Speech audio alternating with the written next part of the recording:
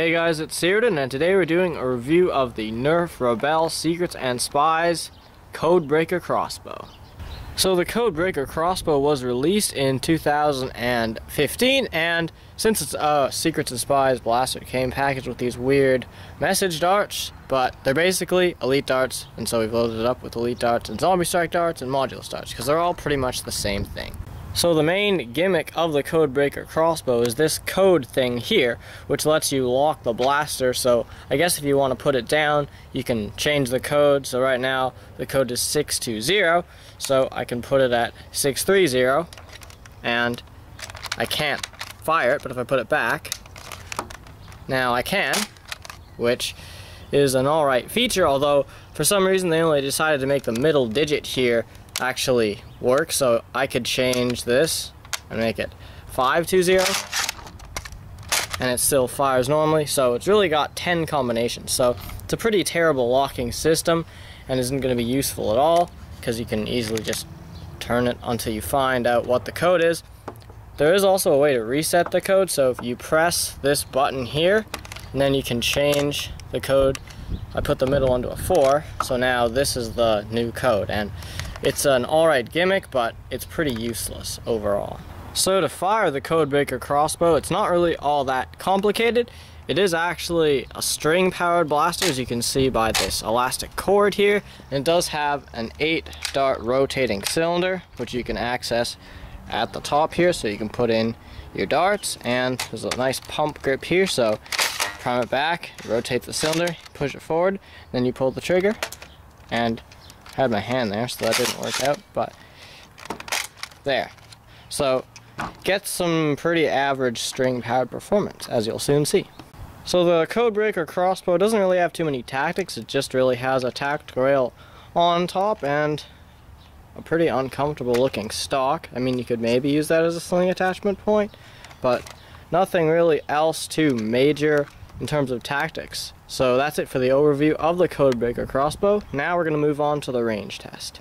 Hey guys, it's Tom, and today we're here at the range to range test the Nerf Rebelle Codebreaker Crossbow. So we're just going to start off with flat shots, shooting elite darts because they're the same as modulus darts, zombie strike darts, pretty much every other dart. Anyways, yeah, flat shots. Let's go.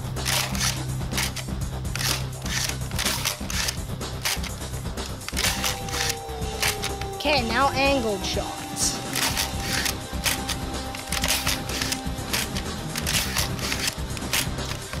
Okay, that's it for shooting the darts. Now let's check the ranges.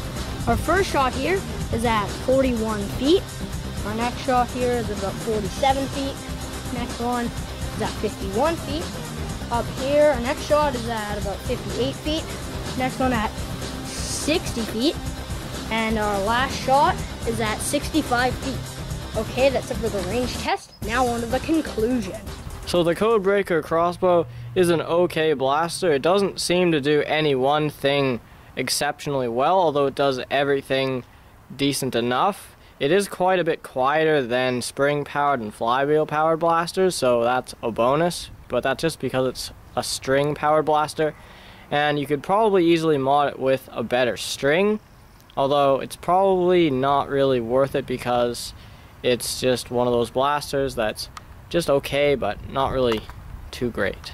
In its stock form, it's not really too reliable because it does, for some reason, seem to not work very well. It doesn't always prime the blaster, which is kind of strange, and it also has annoying locks, which means you can't really shoot it without there being a dart loaded in it, which is also quite annoying.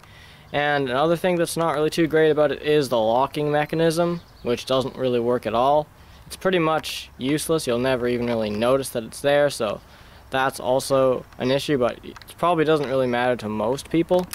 So overall, I don't think I'd really recommend the Codebreaker Crossbow. I mean, if you happen to see one for a cheap price, you may be interested in trying it out, but it's not a blaster I would say you need to go and get right now. So that's the end of our review of the Nerf Rebelle Secrets and Spies Codebreaker Crossbow. Thank you guys so much for watching. Please like and subscribe.